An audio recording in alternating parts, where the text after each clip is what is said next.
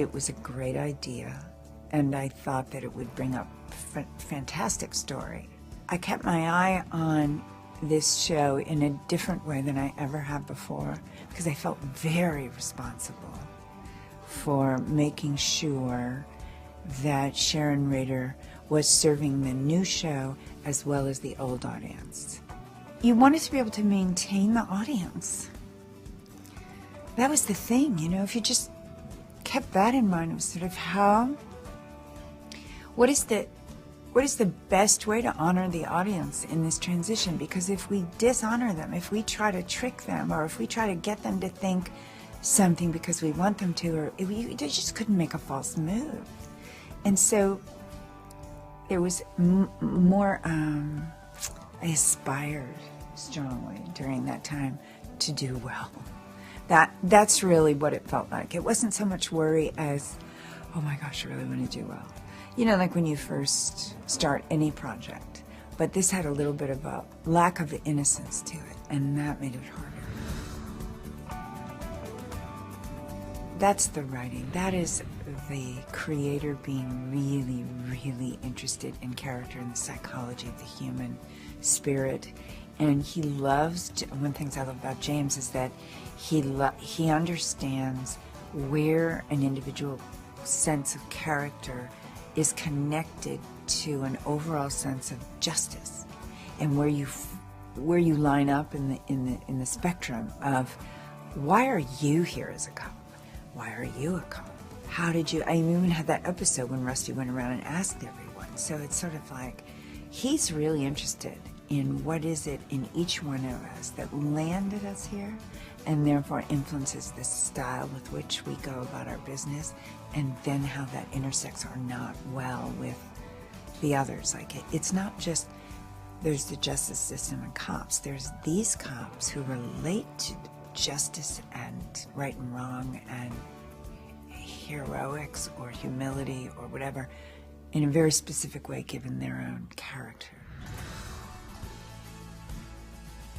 I mean, when she first came on, she was only going to be here for 3, so we knew what her function was.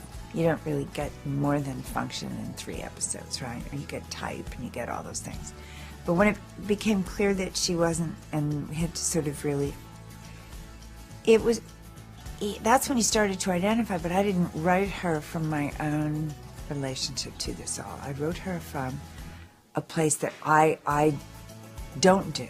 We used to joke around because my very first scene on The Closer, I had on this really dark navy blue raincoat with a thing, and I crossed a, crime scene outdoors, and we called her Darth Raider. And so that was the key,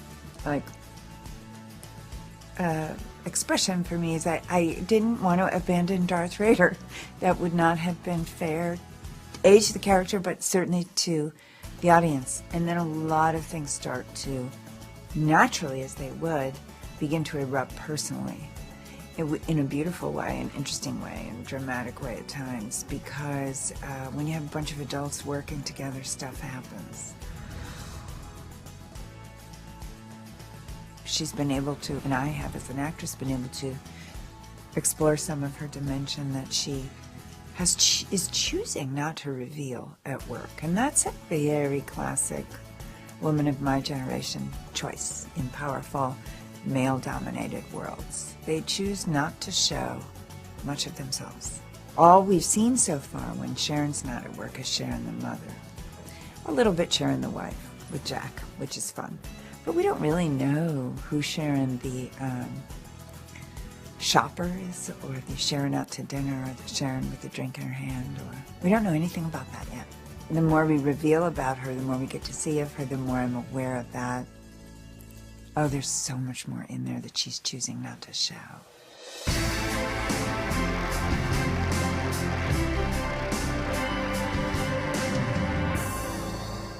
Could I be eating like a burrito while I'm doing this?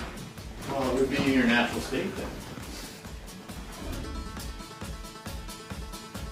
In the first year or so of the show, I was the bane of Brenda Lee Johnson. Flynn was the bane of Brenda Lee Johnson's existence. And but the audiences really liked me a lot.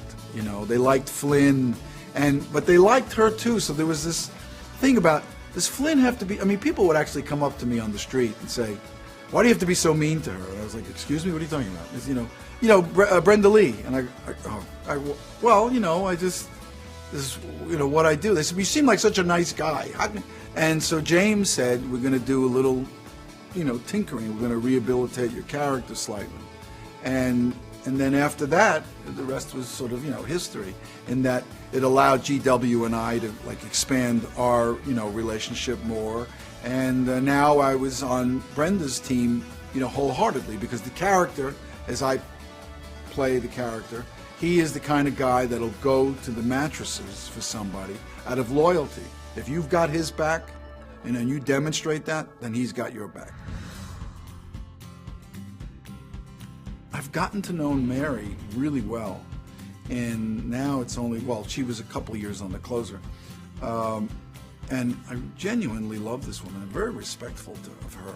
The way her presence on the set, she's very calm, her demeanor is pleasant to be around all the time, but yet she knows what she wants, and she goes for what she thinks she needs, and she's not I gotta have this. She's she's very cool that way.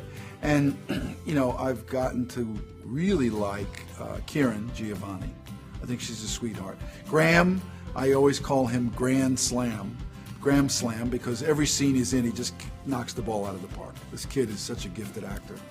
And, certainly Raymond, we love the scenes we do together, because, Flynn and Sanchez are always these hot-tempered guys, ready to mix it up with whoever, crosses their path. And then there's Michael, Paul Chan and I are constantly making references to The Godfather, because his name is Michael. And I'll always refer to him as Michael Corleone, and because we both almost quote line for line from the movie The Godfather. And then there's Philip, who I've known as long as I've known James, and Philip is, the word for Philip, the operative word for him is he's very earnest. You can see he's really trying to make the most he can of Buzz, and trying to really be, a presence in the scene. And he's not ever above asking somebody, which is the way I am. He's not ever above asking somebody, what do you think? Do you think this is working? And, I was thinking about trying this. Would you? So a lot of times I'll try stuff with him, in the sort of Provenza FLYNN vein.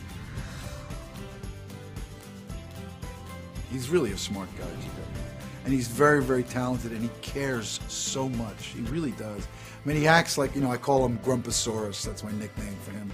I say, "Oh, which side of the world did you wake up today on?" We have this relationship, you're right, where it's we're constantly, and, but the playful nature of it is that one day somebody had said to him, "Well, are they ever going to spin you guys off into, spin you off onto your own show or something like that?" And he says, "Yeah, I don't know, maybe." He goes, called Provenza or something, and he goes, "Yeah, maybe." He goes, "But if they do something like that," he said, "they really got to bring, Flynn. They got to bring Tony along." And they go, "Oh yeah, that's true, I guess. So what would the show be called then?" He goes, "Provenza." So, and it's just hysterical. I never forget that.